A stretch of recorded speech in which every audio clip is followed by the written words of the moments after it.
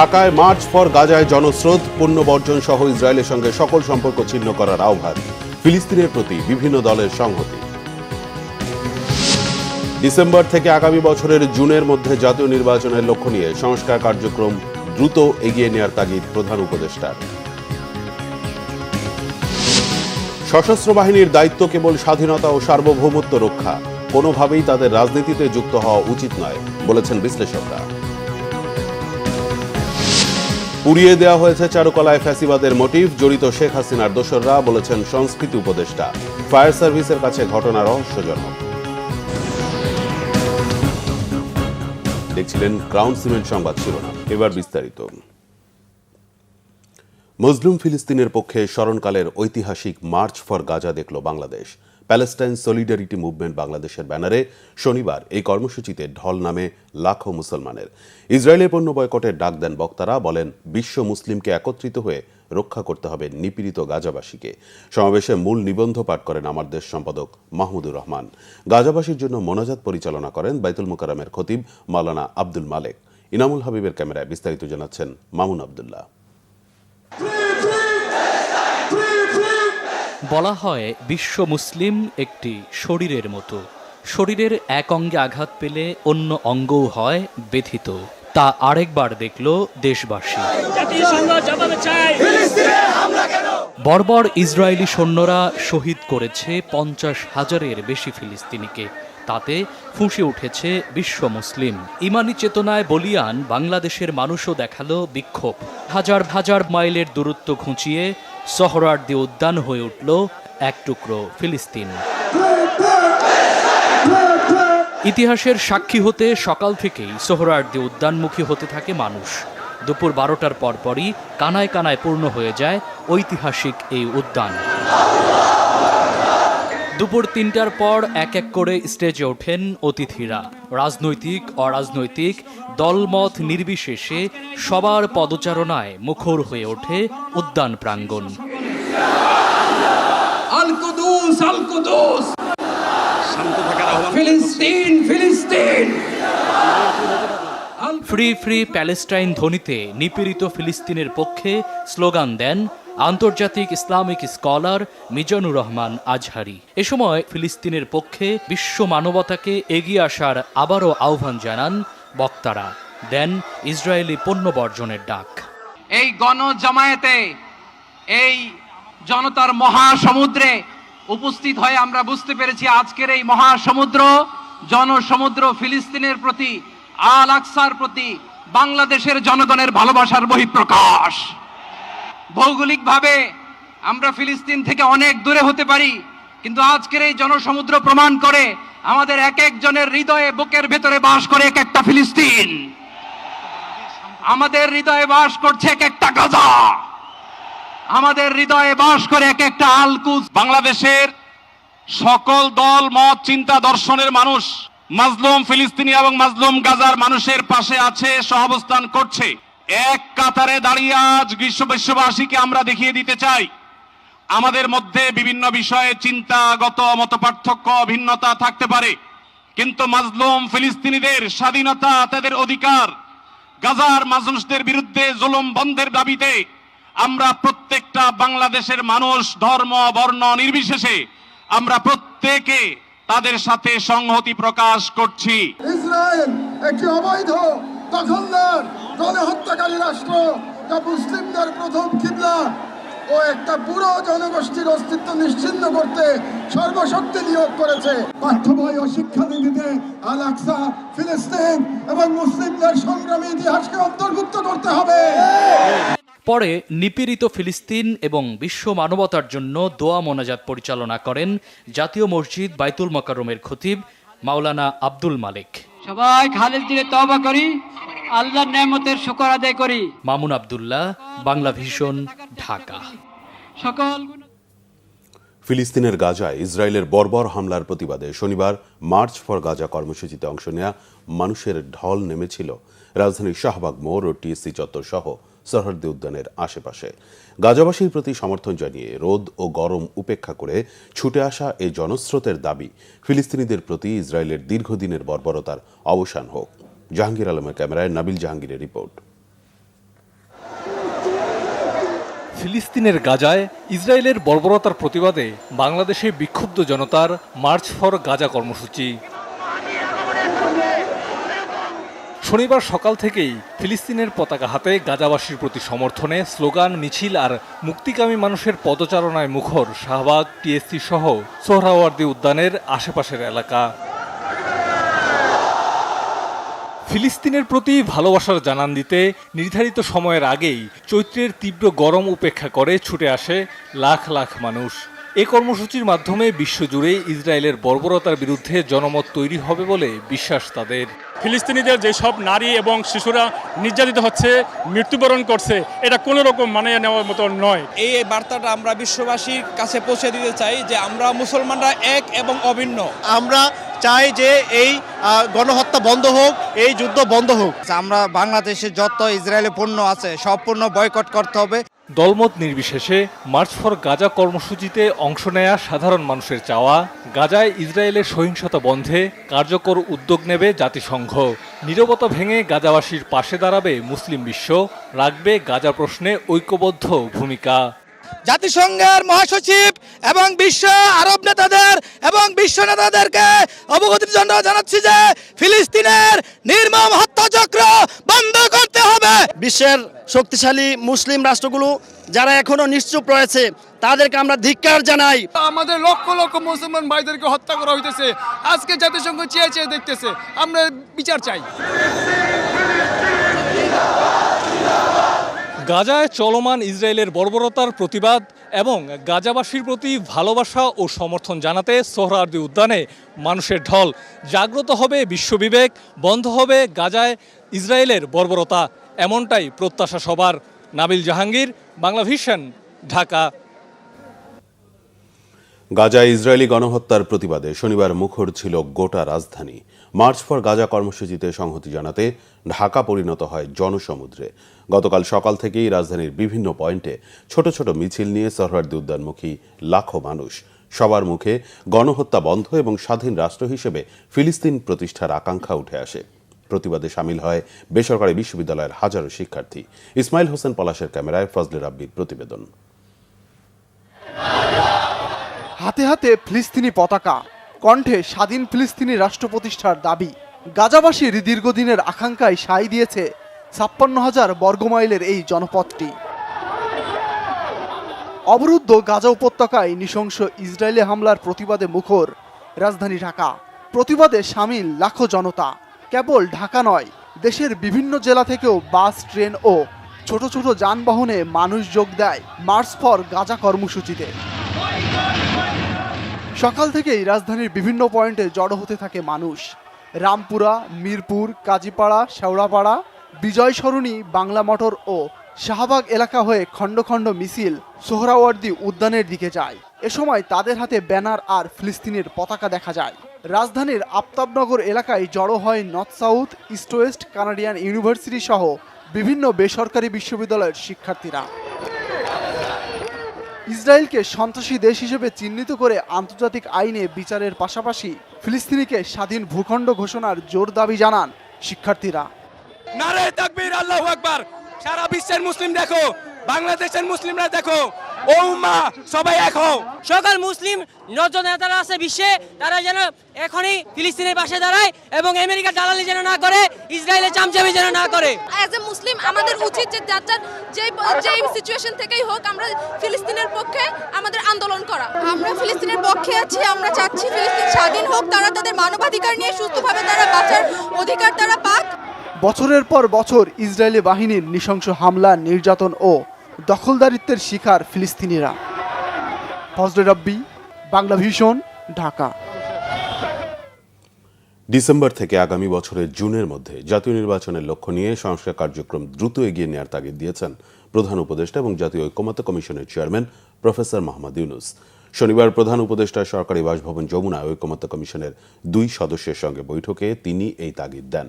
বৈঠকে প্রফেসর আলী রিয়াজ ও ডক্টর বদিউল আলম মজুমদার জাতীয় ঐকমত্য কমিশনের কার্যক্রমের অগ্রগতি সম্পর্কে কমিশনের চেয়ারম্যানকে অবহিত করেন। এ সময় তারা জানান, সংস্কার কমিশনের সুপারিশ নিয়ে রাজনৈতিক দলগুলোর সঙ্গে আলোচনা চলমান রয়েছে। এ পর্যন্ত 8টি দলের সঙ্গে আলোচনা হয়েছে বলেও জানান তারা। বৃহস্পতিবার বাংলাদেশ জাতীয়তাবাদী দল বিএনপির সঙ্গে আলোচনা করবে সংস্কার কমিশন। এছাড়া সংস্কার কার্যক্রমের বিষয়ে জনমত যাচাই ও জনসচেতনতা তৈরির জন্য বিভিন্ন কর্মসূচি নেওয়ার কথাও জানান তারা। এ সময় কমিশনের সভাপতি এবং প্রধান উপদেষ্টা ডক্টর মোহাম্মদ ইউনূস ডিসেম্বর থেকে 2026 সালের জুনের মধ্যে জাতীয় নির্বাচন অনুষ্ঠানের লক্ষ্য নিয়ে রাজনৈতিক দলের সঙ্গে আলোচনা ও সামগ্রিক সংস্কার প্রক্রিয়া এগিয়ে নেওয়ার তাগিদ দেন। শনিবার বিকেলে প্রধান উপদেষ্টার সরকারি বাসভবন যমুনায় এ বৈঠক অনুষ্ঠিত হয়। কমিশন সদস্যদের পাশাপাশি বৈঠকে প্রধান উপদেষ্টার বিশেষ সহকারী মনির হায়দার উপস্থিত ছিলেন। সশস্ত্র বাহিনীর দায়িত্ব কেবল স্বাধীনতা ও সার্বভৌমত্ব রক্ষা, কোনোভাবেই তাদের রাজনীতিতে যুক্ত হওয়া উচিত নয় বলেছেন বিশ্লেষকরা। তারা মনে করেন, পতিত ফ্যাসিবাদ এবং ভারতীয় আধিপত্য সামরিক বাহিনীর সাথে জনগণের দূরত্ব বাড়িয়ে দিতে রাজনীতিতে সেনা হস্তক্ষেপের বিতর্ক সৃষ্টি করছে।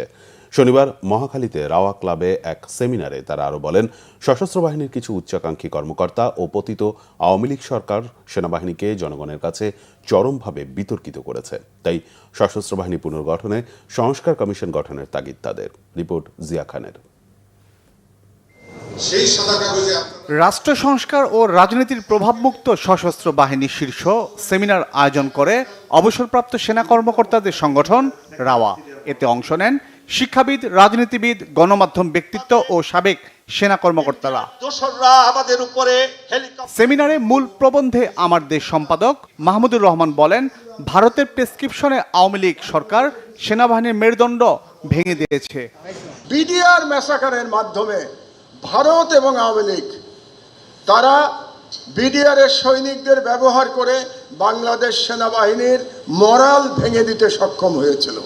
আমরা চাচ্ছি যে আর যেন বাংলাদেশে কোনো ফ্যাসিবাদের তৈরি না হয়, আর যেন শেখ হাসিনার মতো নতুন কোনো ফ্যাসিস্ট বাংলাদেশের ক্ষমতায় না আসে, আর যেন কেউ সেনাবাহিনীকে ব্যবহার না করে। এটাই তো আমরা চাচ্ছি। তাহলে এটা চাইতে গেলে আমাদের সংস্কার দুই জায়গায় করতে হবে। শুধুমাত্র সেনাবাহিনীর সংস্কার করে এটার সলিউশন হবে না, কারণ সেনাবাহিনী সংস্কার হলে আপনারা ঠিক আছে আভ্যন্তরীণ সংস্কার করলেন, কিন্তু রাষ্ট্র ব্যবস্থায় সংস্কার হলো না। তাহলে দেখবেন আপনারা না চাইলেও রাজনীতিতে সম্পৃক্ত হয়ে যাবেন। অনুষ্ঠানের প্রধান অতিথি এলডিপি সভাপতি সাবেক সেনা কর্মকর্তা অলি আহমদ বলেন, সশস্ত্র বাহিনীকে দুর্বল করতে ভারতের অপচেষ্টা চলছেই। সশস্ত্র বাহিনীর মূল দায়িত্ব হওয়া উচিত দেশের স্বাধীনতা, সার্বভৌমত্বের দায়িত্বে নিজকে নিয়োজিত করা। কোনো অবস্থাতেই রাজনীতির সাথে সরাসরি সম্পৃক্ত হওয়া উচিত হবে না। তাহলে সশস্ত্র বাহিনী একটি শক্তিশালী প্রতিষ্ঠান হিসাবে মাথা উঁচু করে সকলের নিকট সম্মানের আসনে অধিষ্ঠিত হবে। এ সময় সশস্ত্র বাহিনীকে জনকল্যাণমুখী এবং রাজনীতি মুক্ত করতে ব্যাপক সংস্কার দরকার বলে মন্তব্য করেন বক্তারা। ষড়যন্ত্র ঘরে বাইরে লক্ষ্যবস্তু কিন্তু তার লক্ষ্যবস্তু বা টার্গেট কিন্তু এই সামরিক বাহিনী এবং ইসলামী মূল্যবোধ। সশস্ত্র বাহিনীকে রাজনীতি নয় বরঞ্চ দলীয় অপরাজনীতির প্রভাব মুক্ত রাখা প্রয়োজন। আর সেজন্যই আমাদের প্রয়োজন জনগণের সঙ্গে দূরত্ব কমানো। পাবলিক কি দেখতে চায়, যে তাহলে কয়েকটা রোল আছে। পাবলিকের রোল হতে পারে ডিরেক্ট ইন্টারফিয়ারেন্স, ইনডিরেক্ট রোল, আর হচ্ছে সাপোর্টার বা স্ট্যাবিলাইজার, ডুইং নাথিং। মানে military role in such a context, এরকম একটা পলিটিক্যাল ভ্যাকুয়ামের মধ্যে কি হতে পারে? আমার মনে হয় পাবলিক ওপিনিয়ন কখনো ডিরেক্ট ইন্টারফিয়ারেন্স সাপোর্ট করে না বাংলাদেশে। নাম্বার 2 হচ্ছে যে ইনডিরেক্ট রোলটাও হয়তো তারা দেখতে চায় না, তারা একটা স্ট্যাবিলাইজিং রোল দেখতে চায়, যে সিস্টেমটাই আছে একটা স্ট্যাবিলিটির দিকে যাক এবং ডিরেক্ট ইন্টারফিয়ারেন্সটার থেকে একটা পেশাদারিত্বের জায়গা থেকে সামরিক বাহিনীর অবস্থানটা অনেক সম্মানজনক হোক। এছাড়া সশস্ত্র বাহিনীকে নিরপেক্ষভাবে কাজ করার সুযোগ দিতে জাতীয় নিরাপত্তা নীতিমালা তৈরি, জাতীয় নিরাপত্তা উপদেষ্টা নিয়োগ এবং আলাদা সচিবালয় গঠনের পরামর্শ দেন বিশ্লেষকরা। জিয়া খান, বাংলাভিশন, ঢাকা। বর্ষবরণ আনন্দ শোভাযাত্রার জন্য তৈরি সাবেক স্বৈরাচার শেখ হাসিনার ফ্যাসিবাদী মুখাকৃতি পুড়িয়ে দিয়েছে দুর্বৃত্তরা। এ সময় শান্তির প্রতীক হিসেবে নির্মাণ করা শান্তির পায়রা ও আংশিক ক্ষতিগ্রস্ত হয়। এ ঘটনায় অজ্ঞাতদের আসামি করে শাহবাগ থানায় মামলা করেছে ঢাকা বিশ্ববিদ্যালয় কর্তৃপক্ষ। শনিবার ভোর ৫টার দিকে চারুকলা অনুষদে আগুন লাগার খবর পেয়ে ফায়ার সার্ভিসের ২টি ইউনিট ঘটনাস্থলে পৌঁছায়।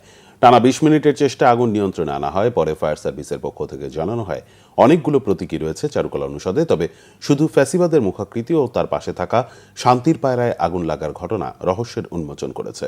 শাহবাগ থানার ভারপ্রাপ্ত কর্মকর্তা বলেন, ঘটনাটি প্রাথমিকভাবে উদ্দেশ্য প্রণোদিত মনে হয়েছে। এদিকে সংস্কৃতি উপদেষ্টা মোস্তফা সরোয়ার ফারুকী বলেছেন, হাসিনার দোসররা ফ্যাসিবাদের মুখায়ব পুড়িয়েছে। জুলাইকে চ্যালেঞ্জ করে তারা এসব ঘটিয়েছে। শনিবার সিলেটে সংবাদ সম্মেলনে তিনি কথা বলেন। দুষ্কৃতকারীদের দ্রুত গ্রেফতার করা হবে বলেও জানান তিনি। পরবর্তী সময়ে জুলাইকে চ্যালেঞ্জ করে ফ্যাসিবাদের দোসরদের করা কাজগুলো আমরা মনে করছি।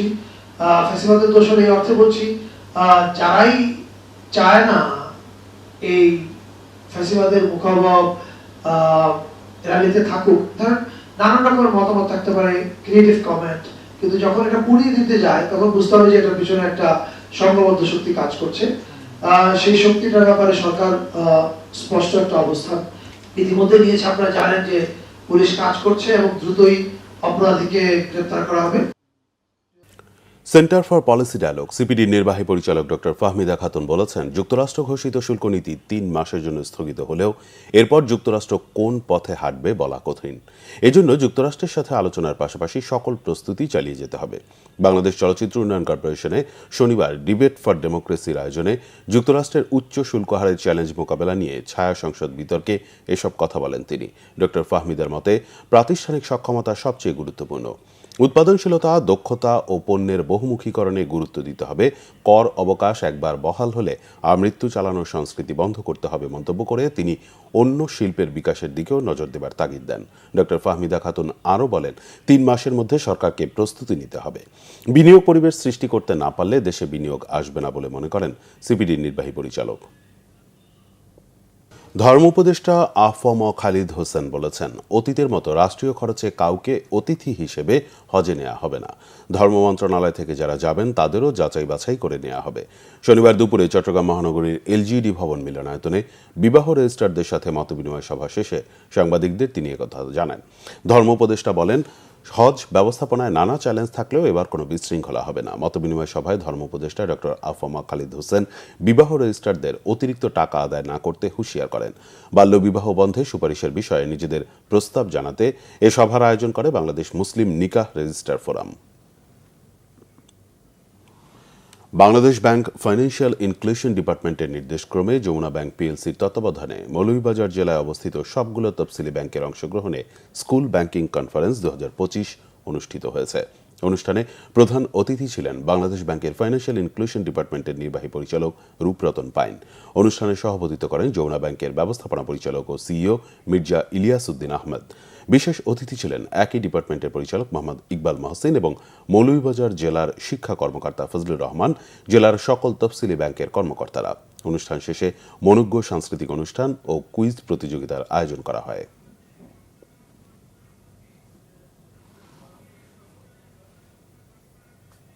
যুক্তরাষ্ট্রের অভিবাসন কর্মকর্তাদের হাতে গ্রেফতার কলম্বিয়া বিশ্ববিদ্যালয়ের শিক্ষার্থী মাহমুদ খলিলকে বিতরণ করা যেতে পারে বলে রায় দিয়েছেন এক মার্কিন বিচারক। 2 ঘণ্টার শুনানি শেষে লুইজিয়ানা ইমিগ্রেশন জাজ জেমি কমন্স এ আদেশ দেন। এদিকে গাজায় শুক্রবার রাতভর বিমান হামলা চালিয়ে 20 ফিলিস্তিনিকে হত্যা করেছে নেতানিয়াহু বাহিনী। গাজা শহরের তুফা এলাকায় এবং খান ইউনিসে কয়েক দফা বিমান হামলা চালালে এই হতাহতের ঘটনা ঘটে। জাতিসংঘ বলছে 18 মার্চ থেকে 9 এপ্রিলের মধ্যে গাজায় শুধু নারী ও শিশুদের লক্ষ্য করে 36টি হামলা চালানো হয়েছে। যুদ্ধবিরতি ভঙ্গের পর গাজায় অন্তত 1,500 ফিলিস্তিনিকে হত্যা করেছে নেতানিয়াহু বাহিনী। ভূখণ্ডটির ত্রাণ ও খাবার সরবরাহ বন্ধ করে দিয়েছে তারা। ইসরায়েলি নির্বিচার হামলাকে বর্বরতা বলেছেন তুরস্কের প্রেসিডেন্ট রিসেপ তাইপ এরদোয়ান। গাজার স্বাস্থ্য মন্ত্রণালয়ের তথ্যমতে 1.5 বছরের রক্তক্ষয়ী যুদ্ধে প্রায় 51,000 ফিলিস্তিনিকে হত্যা করেছে দখলদাররা। যদিও মিডিয়া অফিসের প্রতিবেদন বলছে ধ্বংসস্তূপের নিচে অনেকে চাপা থাকায় এই সংখ্যা হবে 61,000-এর বেশি। আহত হয়েছে লক্ষাধিক মানুষ। সংবাদ শেষ করব ক্রাউন সিমেন্ট শিরোনামগুলো আরেকবার জানিয়ে। ঢাকায় মার্চ ফর গাজায় জনস্রোত, পণ্য বর্জন সহ ইসরায়েলের সঙ্গে সকল সম্পর্ক ছিন্ন করার আহ্বান। ফিলিস্তিনের প্রতি বিভিন্ন দলের সংহতি। ডিসেম্বর থেকে আগামী বছরের জুনের মধ্যে জাতীয় নির্বাচনের লক্ষ্য নিয়ে সংস্কার কার্যক্রম দ্রুত এগিয়ে নেওয়ার তাগিদ প্রধান উপদেষ্টা। সশস্ত্র বাহিনীর দায়িত্ব কেবল স্বাধীনতা ও সার্বভৌমত্ব রক্ষা, কোনোভাবেই তাদের রাজনীতিতে যুক্ত হওয়া উচিত নয় বলেছেন বিশ্লেষকরা। পুড়িয়ে দেওয়া হয়েছে চারুকলায় ফ্যাসিবাদের মোটিভ, জড়িত শেখ হাসিনার দোসররা বলেছেন সংস্কৃতি উপদেষ্টা। ফায়ার সার্ভিসের কাছে ঘটনা রহস্যজনক। এই ছিল এখনকার মতো। পরের সংবাদ সকাল 10টায়, এর আগে 9টায় রয়েছে নিউজ টপ 10 দেখার আমন্ত্রণ রইল। এছাড়া বাংলা ভিশন সংবাদ ও সংবাদ সংশ্লিষ্ট অনুষ্ঠান দেখতে ভিজিট করুন www.bvnews24.com ও facebook.com/banglavishnnews এবং সাবস্ক্রাইব করুন youtube.com/banglavishnnews। ধন্যবাদ।